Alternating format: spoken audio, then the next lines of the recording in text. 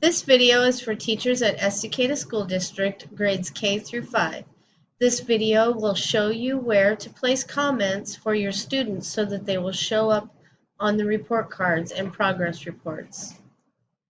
Make sure that you are in section for personal traits of a successful learner.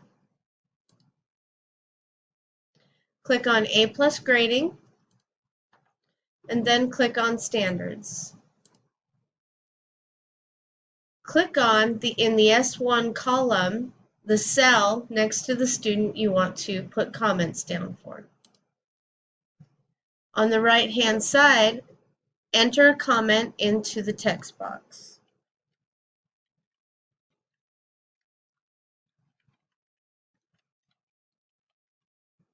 Click Save. This comment will now print on the student's report card. The critical piece of this is that you are in the Personal Traits of a Successful Learner section and that you enter the comment into the S1 column.